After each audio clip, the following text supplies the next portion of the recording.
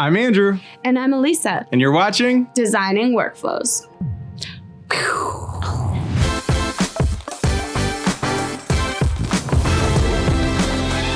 Marker. Welcome back, everybody. Today we are talking about post-purchase strategies. I'm so glad we're talking about this today. Ooh, me too. I'm excited. No, seriously, this is something that just gets me jacked. Wow. No, seriously, because it's so important for all the customers I work with, right? Think about all the money that you spend acquiring a customer. If that's a one and done purchase, you just lost a huge opportunity, right? Totally. These are people who said, you know what, I like you enough to actually make a purchase. And what you want to do now is actually nurture them towards their next purchase. Right. And so some of that is through brand building, and some of it is through helping them understand that there are additional products that they're going to love and enjoy from your brand. Totally. And these emails are different from like an order confirmation email. These often come maybe a week or so after someone makes a purchase. It's a great time to maybe ask for a product review or upsell or cross-sell your products. These emails perform so well. They have great engagement rates, and they often lead to a lot of repeat purchases. Yeah, absolutely. And 80% of consumers say that a post-purchase experience and communication is really important to them. And so if you don't have a post-purchase strategy implemented, you're actually missing out on a huge opportunity for communication that your customers actually expect to receive from you. So you don't want to miss out on that. Absolutely not. And this post-purchase strategy is really part of your broader customer retention strategy, right? It's all aimed towards keeping your active customers happy, prolonging their life cycle, and increasing their LTV. LTV? What does that mean? Lifetime value. Right Yes. on. Yeah. So you can increase your ROI. Return on investment. Nailed it. So let's talk about what makes a great post-purchase strategy. Absolutely. Let's do it. All right, cool. So first off, this is post-purchase, right? So you know that they actually made a purchase. And so with that purchase, you actually are starting to understand who they are a little bit more, right? You will know their first name. You'll know some more about where they actually live. You'll know what products they purchased. And so with that information, you can start to make your messaging even more personalized based on that information. Totally. Makes a lot of sense. Another thing you want to do in these post-purchase strategies is highlight your products. So you can send maybe product recommendations or top selling products. And with top selling, you can filter it for a certain category so you can stay within the category that they purchased from before. And we'll make sure that we don't send them recommendations if they've already purchased that product. It's also a great opportunity to start diving into social media and social proof, right? So you could include an email pushing people to your Instagram, Facebook, Twitter, things like that. And you can also use that to share out posts and content that your other consumers have left for you, right? So if you have a great tweet from somebody with a picture of a product they used, you could include that in your post-purchase. And that just gets people more and more excited and helps them understand that they're part of a bigger community by being part of your brand. Totally. And then one more thing, consider adding some incentives to your email. There's a lot of different ways to include incentives in your post-purchase emails. You can do something like free shipping, or maybe you give an incentive for joining a referral program where people encourage their friends and family to check out products and make purchases themselves. So Alisa, let's start talking about how we actually build this out. Yeah, totally. So the first thing I want to talk about is the timeline of our post-purchase strategy.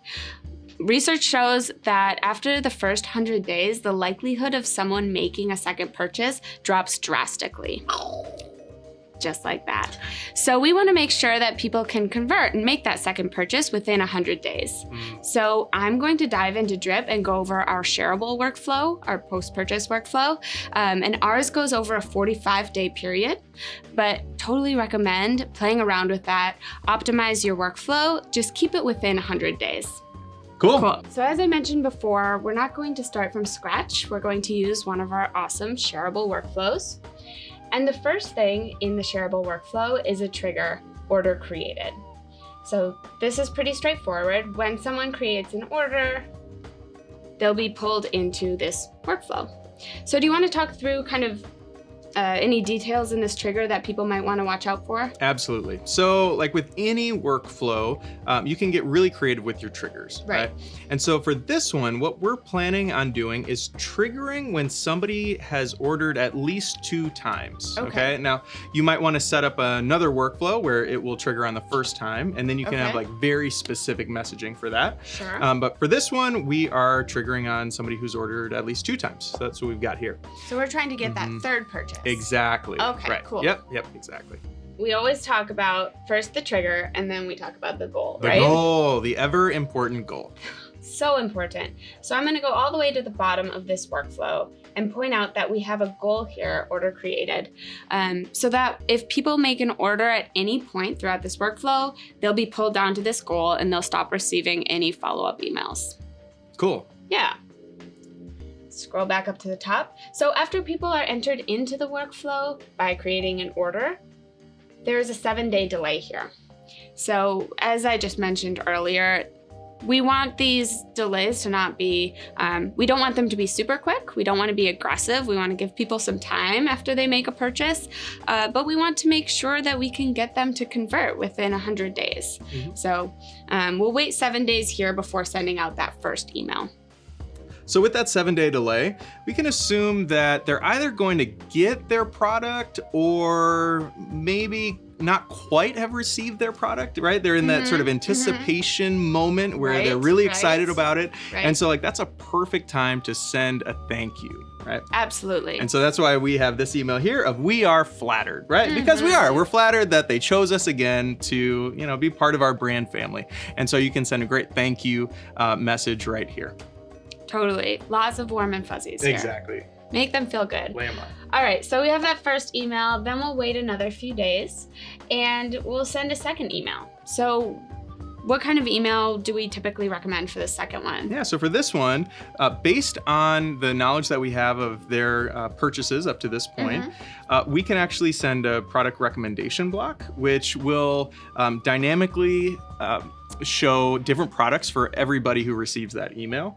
So it's a really, really powerful tool to, again, get the products that they're interested in seeing in front of them. Absolutely. Yep. And it excludes any products that have been purchased. You got it, exactly. Which is awesome. All right, so then we have a big delay here. Again, the delays are flexible, encourage you to kind of play with them a little bit, optimize these delays, but we don't want to kind of inundate them with emails. So we're giving them a bit of time here. Yeah, and keep in mind that you're also probably going to be sending segmented and targeted broadcast emails as well. So these people might be part of those broadcasts as well. So again, you don't need to worry like the only emails that somebody is going to be getting is from this workflow. That's a great call out. All right, so we've got the third email. Tell us what you love.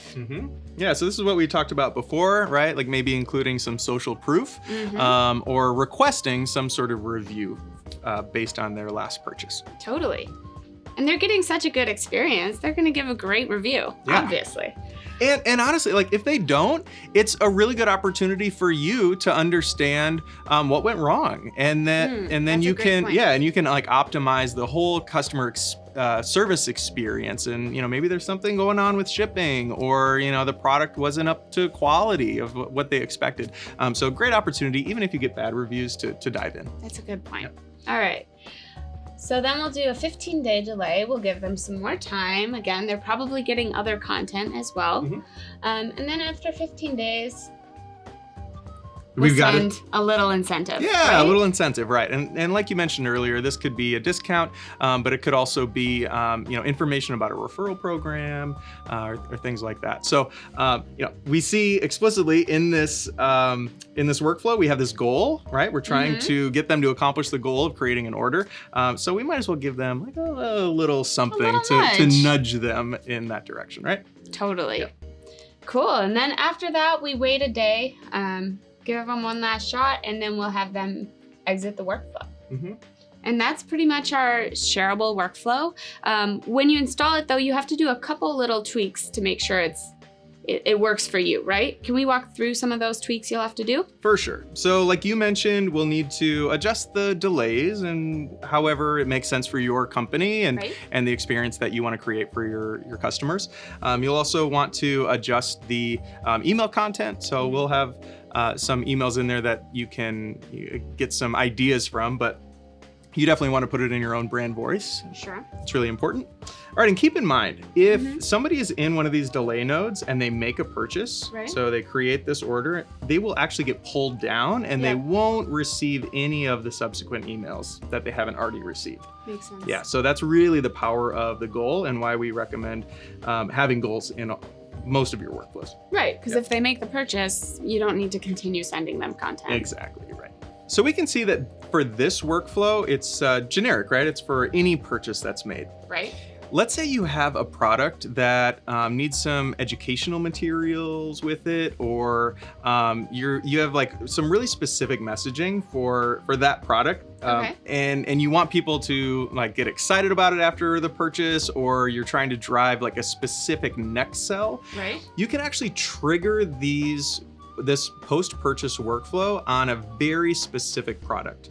So Got it. like with this one, we have it set for 2 times overall time for all products. Right. But what we could do here actually is include any, and then actually select one product.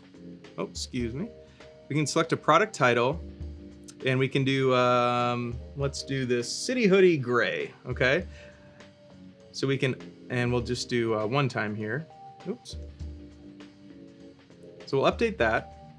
So this means that you could craft a very targeted post-purchase workflow based just on the City Hoodie that comes in gray. Got it. Yeah, so that gets really powerful. Now, it's gonna take some more time to create workflows that trigger only on specific products, but that is really powerful if you can take the time to get really specific and targeted in your emails. Cool. Yeah, and with that, you could use maybe our top selling feature and filter it for that specific category, just to really drive home the value of that category in general. Yeah, and it's really important to analyze your store and the products that people are purchasing. And if you find that somebody is really likely to purchase product B after they purchase product A, like if you see that in the data, then like that would be the perfect opportunity to test a very specific workflow just like this. So now that we've configured this workflow, I think we're ready to start it, yeah? Yeah, let's do it. All right. So I'm going to start the workflow up here. And we'll let it run for a little bit. Cool. So after you start your workflow and it's active for a few days, it's time to look at your workflow's performance on our workflow dashboards. So Andrew, our workflow dashboards are awesome.